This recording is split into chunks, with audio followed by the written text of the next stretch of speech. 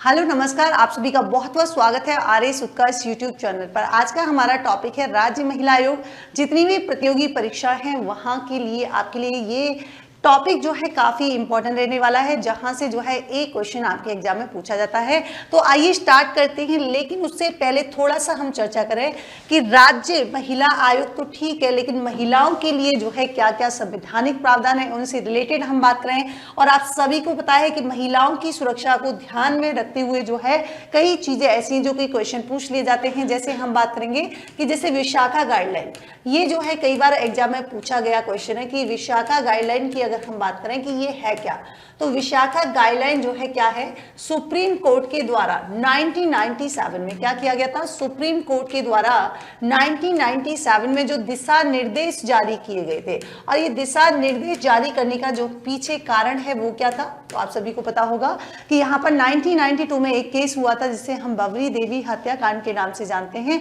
और वहां पर जिन्होंने क्या किया था कि बाल विवाह को रुकवाने के कारण जो है उनके साथ बाद में जो है गैंगरेप किया गया, और उनके जो है जितने भी अपराधी थे उनको सजा तो हुई, परंतु एविडेंस न मिलने के कारण जो है क्या है 1996 में उनको रिहा कर दिया गया था। उसके बाद जो है विशाखा जो एक एनजीओ हुआ करता था, उन्होंने क्या किया था, केंद्र सरकार और राज्य सरकार को चुनौती दी थी किसमें, सुप्रीम कोर्ट में। और इसी वजह से यहाँ पर सुप्रीम कोर्ट ने क्या किया था, 1997 में कुछ दिशा निर्देश जारी किए थे जिसे हम विशाखा गाइडलाइन के नाम से जानते हैं। इसमें सुप्रीम कोर्ट ने कहा था कि मान लीजिए कोई भी ऐसा अप्रिय हाव भाव हो सकता है, मान लीजिए कोई व्यक्ति किसी को गलत तरीके से देखता है ना, जो उसको अच्छा नहीं लगता है, तो ये सारी चीजें जो कहा था सुप्रीम कोर्ट ने कि एक जो है अपराध की श्रेणी में शामिल होगा।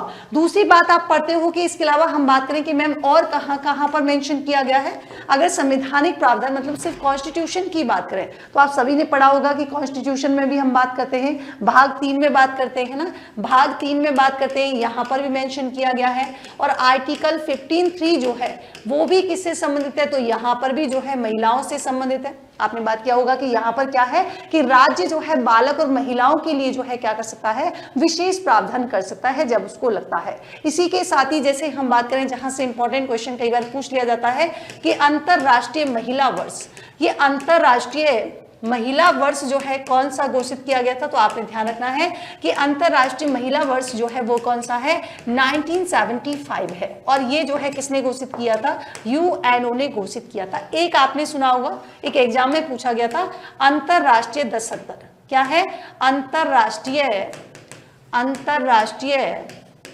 दशक घोषित जो है कब किया गया था। मतलब यहां पर हम बात करेंगे कि अंतरराष्ट्रीय महिला वर्ष, तो आपने कहा कि 1975 में यूएनओ ने किया था, लेकिन महिला दशक घोषित, यानी कि इसे हम अंतरराष्ट्रीय न कहकर क्या बोल सकते हैं कि महिला दशक जो है, महिला दशक घोषित कब किया गया था। और करेगा कौन, तो वही महिला दशक घोषित कौन करेगा, तो आप कहोगे कि मैम यूएनओ करेगा।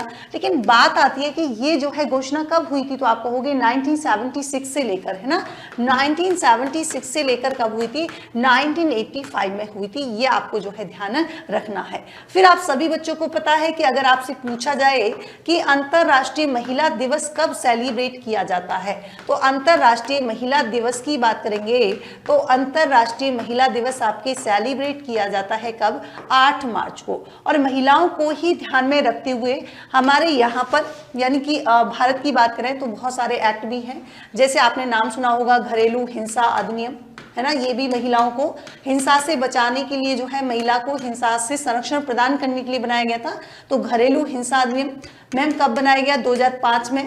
और इसी के साथ ही ये जो है कब लागू किया गया, तो आप कहेंगे कि देखिए ये लागू हुआ था 26 अक्टूबर 2006 में हुआ था।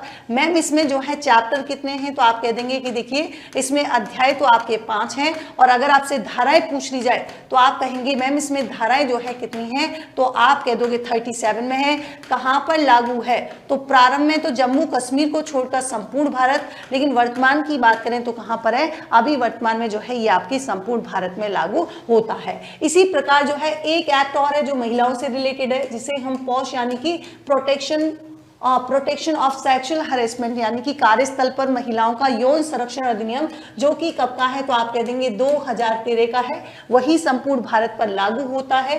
दूसरी बात आती है कि मैम इसमें कितने हैं, तो आप कह देंगे कि मैम इसमें जो है अध्याय हैं आपके 8, टोटल मैम धाराएं कितनी है, तो आपने कहा कि मैम इसमें धाराएं जो है वो कितनी है, 37 है। तो ये आपको पोस्ट, ये सारे जो है, एक आपने सुना होगा दहेज प्रतिषेध अधिनियम 1961, दहेज प्रतिषेध अधिनियम यानी कि एक्ट की बात करें, ये कब का है, तो ध्यान रखेंगे ये आपके 1961 का है। तो महिलाओं को लेकर बहुत सारे जो है हमारे प्रावधान किए गए हैं, लेकिन उनमें से हम एक अच्छे प्रयास की बात करें जिसका नाम है राज्य महिला आयोग। तो यहाँ पर थोड़ी सी हम राज्य महिला आयोग की बात करें तो ये सारा मैंने बता दिया कि हाँ, ये सुन लीजिए कि महिला सशक्तिकरण को बढ़ावा देने के लिए जो है क्या हुई थी, एक इंटरनेशनल अलायंस की गई थी, एक इंटरनेशनल जो है ट्रीटी हुई थी, और ये कब हुई थी, 1979 में हुई थी। लेकिन भारत ने इस पर कब हस्ताक्षर किए थे, 1993 में जो है हस्ताक्षर यहां पर किए थे। मैम प्रमुख नीति जो है कौन कौन सी है, जैसे राष्ट्रीय महिला नीति की बात करें 1996, राजस्थान राज्य महिला नीति की बात करें तो ये कब की है, तो 8 मार्च, जिस दिन हम क्या सेलिब्रेट करते हैं, तो 8 मार्च को हम सेलिब्रेट करते हैं अंतरराष्ट्रीय महिला दिवस, और 2000 में जो है राज्य महिला नीति आई थी।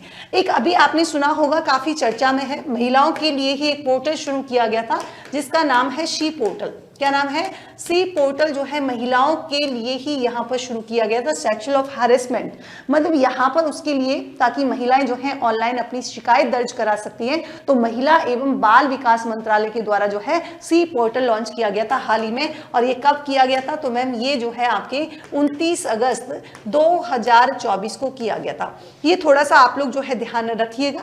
लेकिन हमारे लिए जो सबसे इंपॉर्टेंट चीज अब यहाँ पर आने वाली है, हम बात करेंगे राज्य महिला आयोग का स्ट्रक्चर कैसा है, ये सब जानकारी करेंगे। लेकिन ये भी ध्यान रखना, राज्य महिला आयोग को जो अभियोजन का अधिकार दिया था वो सबसे पहले दिया था केरल ने। तो केरल के बाद अगर हम बात करेंगे कि राज्य महिला आयोग को अभियोजन का अधिकार, तो केरल फर्स्ट नंबर पे आता है। जैसा मैंने अभी कहा कि केरल फर्स्ट नंबर पे है, और उसके बाद सेकंड नंबर जो है वो किसका आता है, तो आपने कहा कि मैम यहाँ पर सेकंड नंबर पर है आपके राजस्थान। मैम सबसे इंपॉर्टेंट बात होती है कि कोई भी कमीशन जो हो उसका प्रकार कैसा है, तो आप कहेंगे कि देखिए ये जो है गैर संवैधानिक निकाय है, अर्थात मतलब ये हुआ कि मैम भारतीय संविधान में इसका उल्लेख हमें देखने को नहीं मिलता है, ये किसी जो है क्या है, ये गैर संवैधानिक है, या मैं कहूं सांविधिक है। सांविधिक क्यों है मैम, क्योंकि इसको जो है किसी विधि के तहत गठित किया गया था। मैम दूसरी बात आती है, आपने एक लाइन लिखी हुई है परामर्शकारी निकाय है, इससे क्या तात्पर्य है, तो यहां पर कहने का मतलब है कि केवल और केवल जो है सलाहकारी है, अर्थात मैम ये हुआ कि यहां पर जो है केवल जांच करने का अधिकार इसको है, लेकिन दंड नहीं दे सकता। जैसे आपने पढ़ा होगा मानवाधिकार आयोग, सेम ऐसे ही है, वहां पर मानवाधिकार आयोग जो है वो भी कैसा है, परामर्शदात्री है, परंतु दंड देने का अधिकार जो है उसे भी नहीं है। मैम ये राज्य महिला आयोग जो है इसका गठन, तो पहली चीज तो गठन में भी 3 शब्द हैं और धारा 3, तो गठन भी 3 और धारा भी 3, तो ध्यान रखेंगे धारा 3 में जो है 15 मई 1999 को क्या किया गया था, इसका जो है गठन यहाँ पर किया गया था।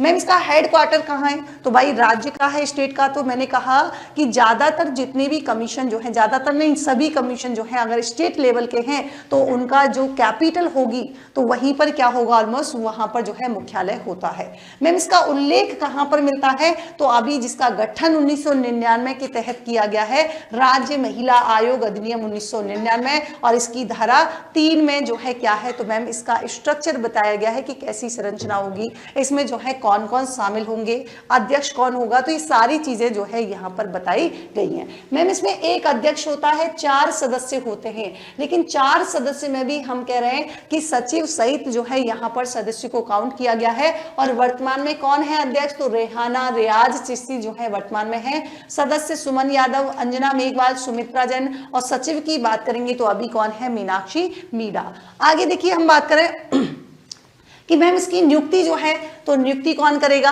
क्योंकि वैसे भी संवैधानिक तो है नहीं, सांविधिक है, तो सीधी सी बात है कि यहाँ पर जो इसकी नियुक्ति है वो की जाती है स्टेट गवर्नमेंट यानी कि राज्य सरकार के द्वारा।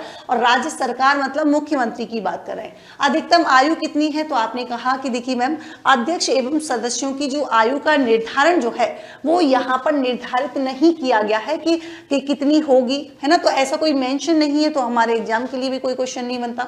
बस इतना ध्यान रखना है कि मैम आयु का निर्धारण नहीं किया गया है। कार्यकाल कितना होगा, कार्यकाल में 4 शब्द है, धारा भी 4 है, लेकिन ध्यान रखेंगे 1 साल कम हो जाएगा। मतलब हमारे एग्जाम जितने भी हमारे एग्जाम के प्रोस्पेक्ट से जितने भी कमीशन दिए गए हैं उनमें सिर्फ राज्य महिला आयोग ही हमने ऐसा पढ़ा है जिसमें 3 वर्ष है। हालांकि मानवाधिकार उसका भी घटाकर 3 वर्ष 70 वर्ष कर दिया गया है, सूचना आयोग का भी कर दिया गया है, लेकिन पहले केवल और केवल इसी का हुआ करता था 3 वर्ष। योग्यता क्या है, तो ऐसी कोई विशेष योग्यता इन्होंने निर्धारित नहीं की है कि देखिए अध्यक्ष होगा तो ये विशेष जो है उसमें एबिलिटी होनी चाहिए, क्वालिफिकेशन होनी चाहिए। इन्होंने कहा है कि देखो एक प्रसिद्ध महिला होना चाहिए और महिला से संबंधित जो है इनको सारी जानकारी पता होनी चाहिए, एक एक्सपीरियंस होना चाहिए, महिला संबंधी कार्य इन्होंने किए हों, सोशल वर्कर रही हो। और एक इंपॉर्टेंट क्या है कि इन सदस्यों में से एक महिला सदस्य जो है SC ST और OBC की अनिवार्य होगी, है ना, क्योंकि सारे इनको जो है ध्यान में रखते हुए किया गया है।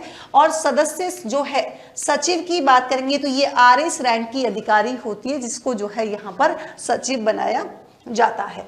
त्याग पत्र किसको देगा, मैम जो इसे नियुक्त कर रहा है, जो स्टेट गवर्नमेंट कर रही है वही इसको क्या देगी, मतलब जो इसको अपॉइंट कर रहा है उसी को ये त्याग पत्र देंगे। और इसका मेंशन भी धारा 4 में है। मैम गढ़पूर्ति, तो 3 व्यक्ति जो है यहाँ पर अध्यक्ष सहित होने चाहिए। मैम आपने कहा कि टोटल 4 होंगे, लेकिन आप कह रहे हैं कि गढ़पूर्ति कितनी, गढ़पूर्ति का मतलब क्या होता है कि मैम कोरम, गढ़पूर्ति मतलब कोरम। कोरम का मतलब क्या हुआ, जैसे मान लीजिए मैं कहूँ कि मेरी क्लास को स्टार्ट करने के लिए, जैसे मेरी क्लास में 100 स्टूडेंट्स थे, मैंने कहा कि देखिए मेरी क्लास तभी स्टार्ट करूंगी जब 50 जो है स्टूडेंट मेरी क्लास में आएंगे। तो वैसे ही यहाँ पर जैसे टोटल 4 हैं तो ये कह रहे हैं कि 4 में से जो है 3 व्यक्ति होने चाहिए, तभी क्या होगी, तभी जो है इसकी बैठक आयोजित की जाएगी। लेकिन अध्यक्ष इसमें कंपलसरी है, जैसे टीचर कंपलसरी होता है। तो बैठक की बात करेंगे तो कम से कम जो है 2 महीने में एक बार बैठक का होना अनिवार्य है।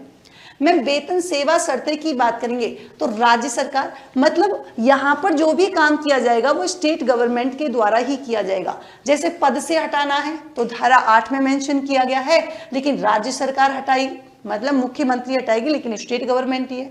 हटाने का आधार क्या होगा, सबसे इंपॉर्टेंट, मतलब बाकी के तो आप कर लोगे कि मैम भ्रष्टाचार में कभी संलिग्न हो, मैम दिवालिया हो गई हो, या फिर मैम कोई असमर्थता हो विकृत चित्त के आधार पर, लेकिन सबसे इंपॉर्टेंट है कि लगातार 3 बैठकों में अनुपस्थित रहने पर जो है क्या है, उनको पद से हटाया जा सकता है। मैम वार्षिक रिपोर्ट, भाई जिसने अपॉइंट किया है रिपोर्ट भी उसी को देगी। तो बस धारा 14 के तहत जो है क्या करती है, ये अपनी रिपोर्ट राज्य सरकार को देती है और 3 महीने के भीतर, ध्यान रखेंगे, अब 3 महीने के भीतर जो है ये सूचना आयोग को इंफॉर्मेशन देगी, सूचना देगी, बताएगी कि इन्होंने जो है क्या कार्यवाही की है, मतलब राज्य महिला आयोग के द्वारा क्या कार्यवाही की गई है, ये जो है वो आपके 3 महीने के अंदर जो है सूचना आयोग को जो है क्या करेगी, सूचना देगी। मैम शक्तियां कहां पर है, तो शक्तियां जो है धारा 10 में है और सिविल कोर्ट के समान जो है इनकी क्या होती हैं, इनको शक्तियां प्राप्त होती हैं। मैम कार्य क्या करेगा, कार्य तो धारा 11 में है। दूसरा जो है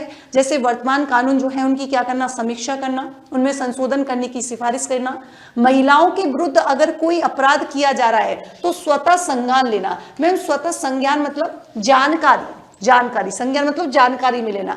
कैसे मैम, जैसे समाचार पत्रों की रिपोर्ट, ईमेल हो सकती है कोई फैक्स के आधार पर, या फिर सीधे जनता से संवाद, व्यक्तिगत सुनवाई, डाक द्वारा जो है प्रतिवेदन स्वीकार कर सकता है। महिलाओं के विरुद्ध होने वाले अनुचित कृत्यों की जांच कर सकती है, राज्य सरकार को कार्रवाई करने के लिए अनुरोध कर सकती है। तो ये सारे जो है इसके क्या है, यहाँ पर कार्य।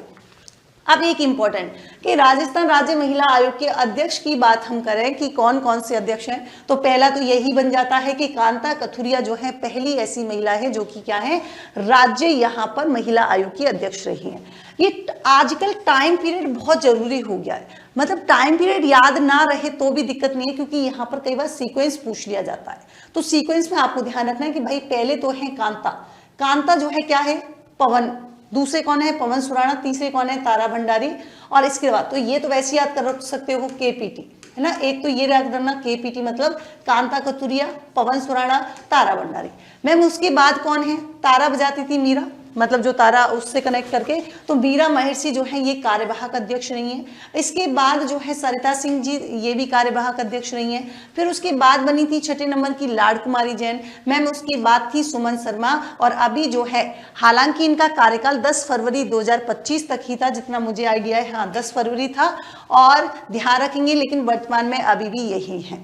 मैम 2 क्वेश्चन और बनते हैं, आपसे पूछ लिया जाए कि अधिकतम यानी कि सर्वाधिक कार्यकाल रहा है ऐसी कोई सदस्य है क्या, या मैं इसे दूसरे शब्दों में कहूं कि ऐसी महिला जो कि 2 बार सदस्य रही हैं, मतलब राज्य महिला आयोग की। तो ध्यान रखना, एक का नाम है दमयंती बकोलिया और दूसरी है सुनीता सत्यार्थी। ये 2 बार क्या रह चुकी हैं, यहां पर सदस्य रह चुकी हैं।